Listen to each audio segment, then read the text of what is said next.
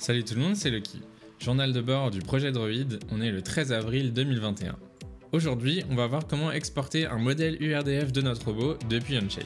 L'intérêt principal de faire ça, c'est que le logiciel de CAO, il est capable de calculer précisément la masse et les matrices d'inertie de différentes pièces du robot. Et c'est important d'avoir un URDF où ces valeurs sont précises et sont proches du vrai robot. Parce que plus tard, ce fichier URDF, il va être utilisé comme donnée d'entrée de plein d'algorithmes et d'outils qui servent à faire des calculs de mouvement du robot, à visualiser ce que fait le robot et à faire des simulations. Pareil, si on veut faire du machine learning et faire des réseaux de neurones qui apprennent à marcher par exemple, c'est bien d'essayer de les entraîner sur des données qui sont proches de la réalité.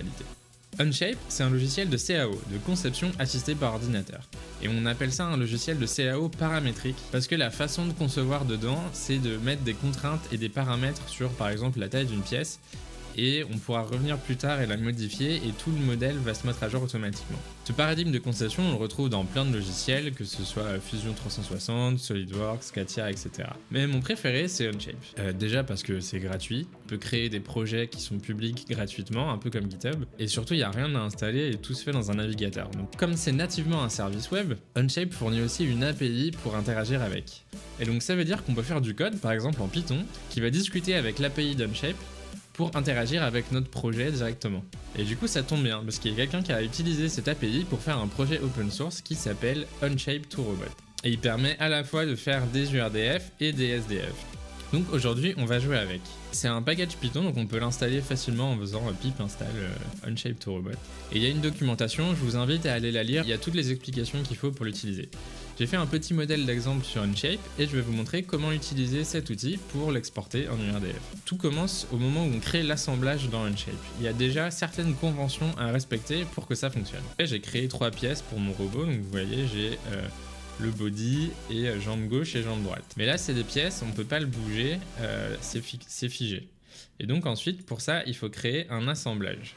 Donc on va juste créer un nouvel assemblage, URDF tuto, on insère les différentes pièces qui nous intéressent.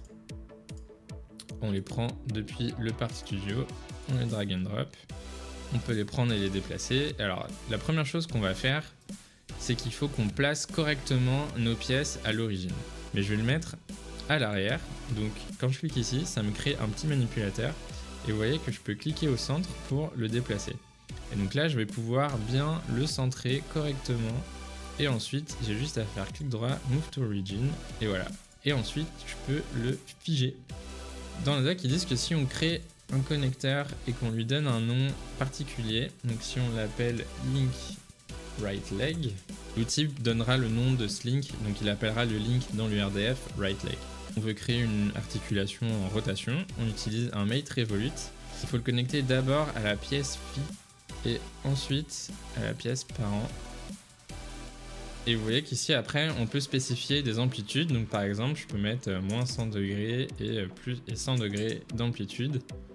Et surtout ce qui est important c'est qu'il faut lui donner en nom, il faut mettre DOF pour Degree of Freedom, c'est ce qui va permettre à l'outil de savoir que c'est bien un joint dans le RDF. Et donc ici on peut l'appeler par exemple right hip. Vous voyez c'est tout simple, et donc là maintenant c'est un joint, je peux le bouger. Quand je clique dessus, on peut voir l'angle qui correspond. Et oui, je peux le bouger, mais il est limité à plus ou moins 100 degrés. On répète la même chose de l'autre côté.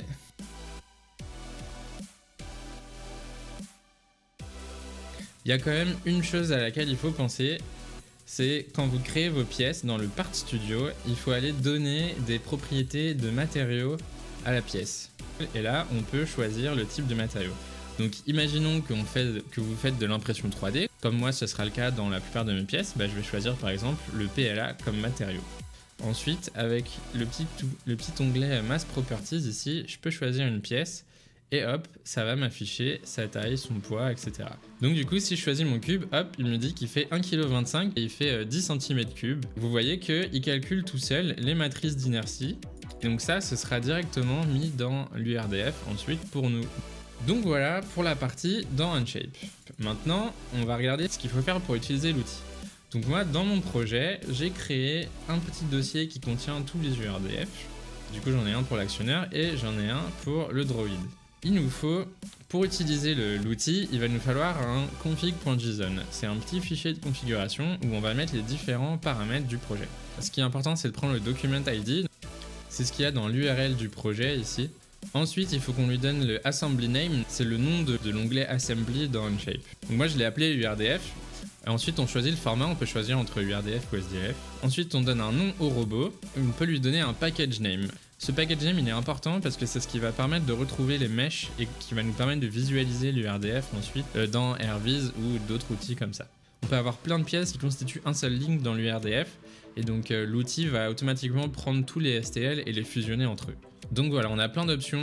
Je vous laisse regarder la doc pour voir toutes les options qu'on peut faire sur les meshes et notamment pour gérer les collisions aussi, il y a pas mal de détails. Je me suis fait une petite commande dans le CMake du projet et donc vous voyez, j'ai une target droid URDF qui va appeler la commande OnShapeToRobot dans le bon dossier et ça va me créer mon URDF.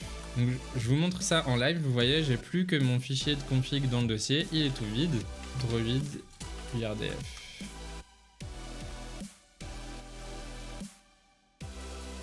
Et là, vous voyez, ça a créé mon URDF. Maintenant qu'il est créé, ce serait cool de pouvoir le visualiser, non?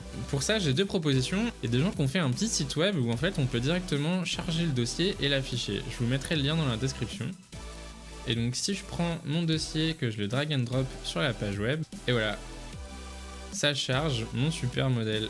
Est-ce que c'est pas trop cool? On peut modifier la position des joints, juste eu à dropper mon dossier dedans pour que ça marche. Mais nous, on va vouloir utiliser l'URDF dans ROS. Donc, comment on fait? Pour ça, on a besoin de différents nodes qui sont fournis par ROS. J'ai plus qu'à lancer AirViz et vous voyez que je peux bouger mes articulations et ça bouge.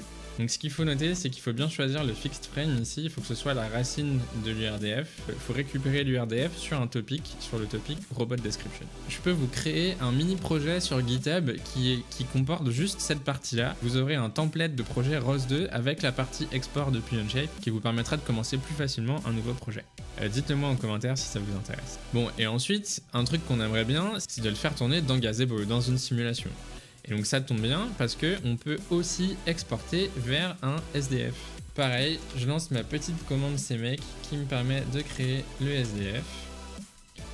Et ça crée tout ça. Et vous voyez que maintenant, il y a tout qui est apparu dans le dossier. Et j'ai mon petit robot.sdf qui a été créé.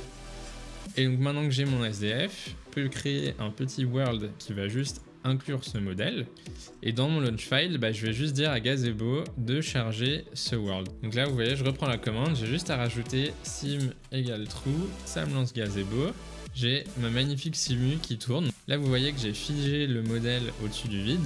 Vous voyez qu'il n'y a pas de frottement dans les articulations. Alors c'est un manque aussi dans la librairie, par défaut on peut pas setter des frottements. Par contre, ce qui est cool, c'est que j'ai les deux en même temps. J'ai AirViz d'un côté et Gazebo de l'autre. Donc, vous voyez, depuis mon modèle Onshape, j'ai pu exporter un URDF qu'on utilise dans AirViz et un SDF qu'on utilise dans Gazebo. C'est stylé, non? Là, je vous ai montré ça sur le petit tuto, mais en fait, je l'ai fait directement avec mon actionneur. Et donc, j'ai pris la CAO de l'actionneur, je l'ai exporté en URDF. Et donc si vous voyez dans mon dossier URDF, j'ai un dossier Actuator qui est l'URDF de mon actionneur. Et pareil pour la simulation, j'ai un modèle pour Actuator. C'est à peu près le même launch file que l'autre, sauf que là, on va lancer un autre URDF. Et voilà, vous voyez que j'ai mon modèle 3D qui est chargé dedans. Et vous voyez, j'ai qu'un seul axe, mais du coup, si je le bouge, hop, ça bouge. Et donc ces positions-là, c'est les positions qui vont être envoyées par la HAL et vont me permettre d'afficher les positions du robot en live dans AirViz. Franchement, je kiffe. Et vous voyez que même les butées sont respectées proprement.